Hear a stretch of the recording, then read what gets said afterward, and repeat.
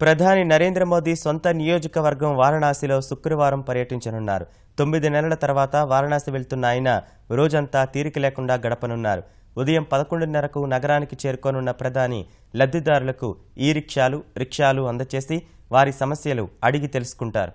తర్వాత ప్రఖ్యాత బెనారస్ హిందూ విశ్వవిద్యాలయంలో ఏర్పాటు చేసిన వైద్య కేంద్రాన్ని డీజిల్ లోకోటమిక్ వర్క్స్ ప్రాంగణం నుంచి రిమోట్ కంట్రోల్ ద్వారా ప్రారంభిస్తారు. దేశ ప్రజలందరికీ నిరంతర విద్యుత్ అందించేందుకు ఉద్దేశించిన సమీకృత విద్యుత్ అభివృద్ధి పథకాన్ని ప్రధాని ప్రారంభించనున్నారు. వారణాసి బాహ్య వలయ రహదారికి శంకుస్థాపన చేయనున్న మోదీ బహిరంగ సభలో పాల్గొన్నాక ఢిల్లీకి తిరుగు పయనమవుతారు. గతేడాది డిసెంబర్ 25న మోదీ చివరిసారిగా వారణాసిలో పర్యటించారు.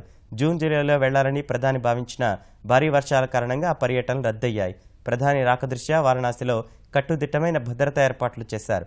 శాసనసభ ఎన్నికలు జరుగుతున్న బీహార్ సరిహద్దులోని వారణాసిలో మోదీ పర్యటనపై పార్టీ శ్రేణుల్లో ఆసక్తి నెలకొంది.